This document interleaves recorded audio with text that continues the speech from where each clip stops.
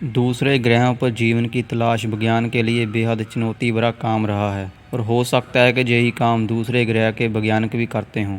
ऐसे में वे अपने किसी स्पेसशिप द्वारा पृथ्वी पर आ जाते हों तो कोई आश्चर्य नहीं। हम भी तो चंद्रमा और मंगल ग्रह पर पहुंच गए हैं। जो भी हो, दुनिया भर के वैज्ञानिकों में इस वक्त दूसरे ग्रह के प्राणियों को धरती पर आने को लेकर शोध बढ़ रहा है।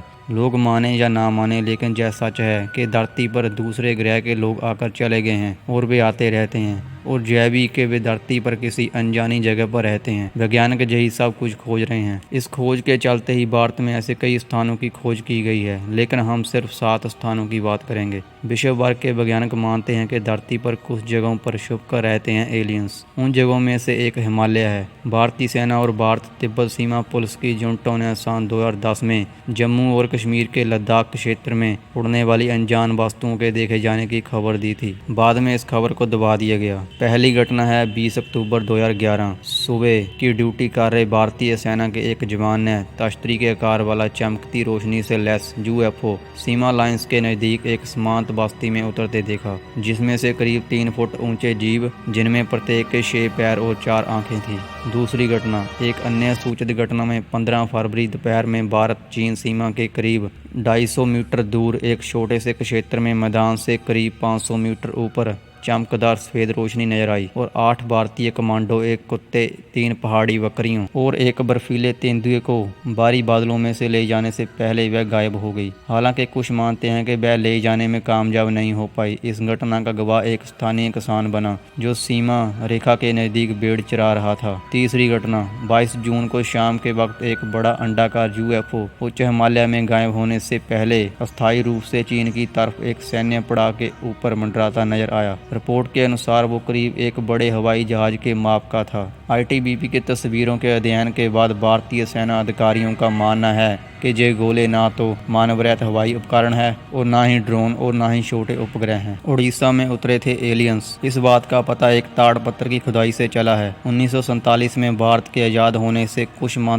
पहले ही एक यूएफओ को उड़ीसा के नयागढ़ जिले में उतरते देखे जाने की बात कही गई थी। एक स्थानीय कलाकार पचानन मोहराना ने इस घटना को ताड़पत्र पर खुदाई कर दर्ज किया। पचानन ने उन एलियंस व उनके विमान के रेखा चित्र भी बनाए थे। इस घटना के एक माह बाद ही न्यू मैक्सिको के पास एक संदिग्ध दुर्घटना हुई थी। इसके बाद अमेरिकी वायुसेना ने दुर्घटना स्थल से एक उड़न तश्तरी को बरामद करने का दावा किया। नर्मदा की सैर करने आते थे एलियंस। नर्मदा नदी 1300 किलोमीटर का सफर तय करके अमरकंटक से निकलकर विंध्या और सतपुड़ा के बीच से होकर भरूच के पास खंबात की खाड़ी में अरब सागर से जा मिलती है। नर्मदा घाटी को विश्व की सबसे प्राचीन घाटियों में गिना जाता है। नर्मदा घाटी में डायनासोर के अंडे भी पाए गए हैं और जहाँ कई विशालकाय प्रजातियों के कंकाल भी मिले हैं। जहां प्रागैतिहासिक शैल चित्रों के शोध में जुटी एक संस्था ने रायसेन के करीब 70 किलोमीटर दूर घने जंगलों के शैल चित्र आधार पर अनुमान जताया है कि प्रदेश के इस हिस्से में दूसरे ग्रहों के प्राणी एलियंस आए होंगे। जहां आदि मानव ने इन शैल चित्रों में उड़न तश्तरी की तस्वीर भी बनाई है। Sidra archaeological environment research tribe welfare society के पुरातत्वविदों के अनुसार ये शैल चित्र रायसेन जिले के भरतीपुर के आदिवासी गाँव के आसपास की पहाड़ियों में मिले हैं। इनमें से एक शैल चित्र में यूएफओ का चित्र देखा जा सकता है। इसके पास ही एक आकृति दिखाई देती है जिसका सिर एलियन जैसा है। यह आकृति खड़ी है, जैसा देखा वैसा बनाया। प्रागैतिहासिक मानव अपने आसपास नजर आने वाली चीजों को पहाड़ों की गुफाओं, कंदराओं में पत्थरों पर उकेरते थे। ऐसे में संभव हो कि उन्होंने एलियंस और यूएफओ को देखा हो। देखने के बाद ही उन्होंने यह चित्र बनाए होंगे। ऐसे चित्र भीमबेटका और रायसेन के फुलवारी गाँव की घाटी में भी मिले हैं। माना जाता है कि भीमबेटका के शैल चित्र करीब 35,000 साल पुराने हैं। छत्तीसगढ़ के बस्तर जिले में एक गुफा में 10,000 साल पुराने शैल चित्र मिले हैं। इनमें स्पष्ट रूप में यूएफओ बनी हुई है। साथ ही इसमें निकलने वाले एलियंस का चित्र भी स्पष्ट रूप से देखा जा सकता है, जो आम मानव को एक छड़ी द्वारा निर्देश दे रहा है। इसने अपने सिर पर हेलमेट जैसा भी कुछ पहन रखा है, जिस पर कुछ एंटीना लगे हैं। वैज्ञानिक कहते हैं कि 10,000 वर्ष पूर्व एलियंस जहाँ आए थे, जो तकनीक में हमसे 10,000 साल आगे होंगे। अजंता एलोरा माना जाता है कि एलोरा की गुफाओं के अंदर नीचे एलियंस का एक सीक्रेट शहर है, जो हिंदू, बौद्ध और जैन धर्म का प्रमुख स्थल है। इसकी जांच पड़ताल करने के बाद पता चलता है कि जहां पर एलियंस के रहने के लिए एक अंडरग्राउंड स्थान बनाया गया था।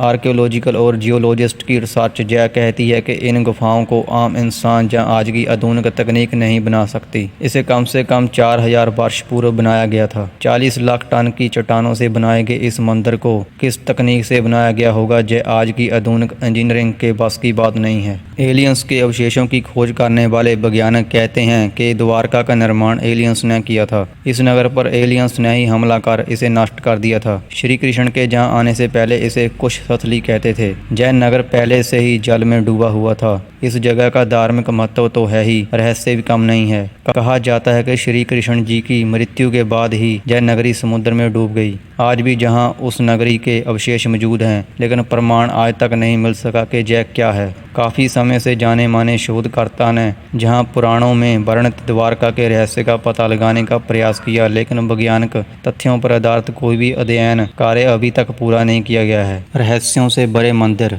ऐसे कई मंदिर है जहां तहखानों में लाखों टन खजाना दबा है। केरल के एक मंदिर के 7 तहखानों में लाखों टन सोना दबा है। उसके 6 तहखानों में से करीब 1 लाख करोड़ का खजाना तो निकाल लिया गया, लेकिन 7वें तहखाने को खोलने पर राज परिवार ने सुप्रीम कोर्ट से आदेश लेकर रोक लगा रखी है। आखिर ऐसा क्या है उस तहखाने में कि जिसे खोलने से वहां तबाही आने की आशंका जाहिर की जा रही है। कहते हैं कि उस तहखाने का दरवाजा किसी विशेष मंत्र से बंद है और वह मंत्र से ही खुलेगा। कैलाश पर्वत, इसे दुनिया का सबसे ज्यादा रहस्यमयी पर्वत माना जाता है। इसे अप्राकृतिक शक्तियों का केंद्र माना जाता है। यह पर्वत पिरामिड नुमा आकार का है। वैज्ञानिकों के अनुसार यह धरती का केंद्र है। कैलाश पर्वत और उसके आसपास के वातावरण पर अध्ययन कर चुके रशिया के वैज्ञानिकों ने जब तिब्बत के मंदिरों में धर्मगुरुओं से मुलाकात की तो उन्होंने बताया कि कैलाश पर्वत के चारों ओर एक अलौकिक शक्ति का प्रवाह है, जिसमें तपस्वी आज भी आध्यात्मिक गुरुओं के साथ टेलीपैथिक संपर्क करते हैं। यह पर्वत मानव निर्मित एक विशालकाय पिरामिड है, जो 100 छोटे पिरामिडों का केंद्र है।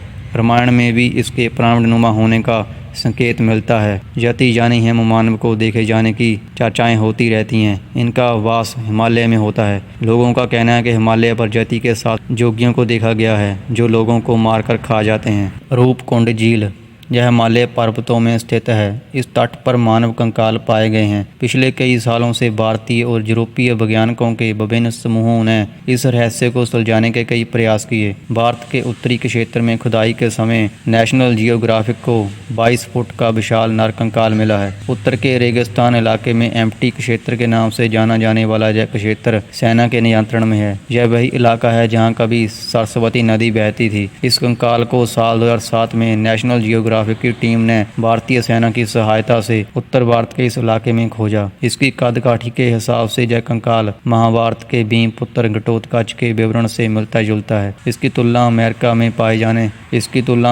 पाए जाने वाले बिगफुट से भी की जा रही है, जो बिगफुट के समान ही है। माना जाता है कि इस तरह के विशालकाय मानव 5 लाख वर्ष पहले से 1 करोड़ 20 लाख साल पहले के बीच में पृथ्वी पर रहा करते थे, जिनका वजन लगभग 550 किलोग्राम हुआ करता था।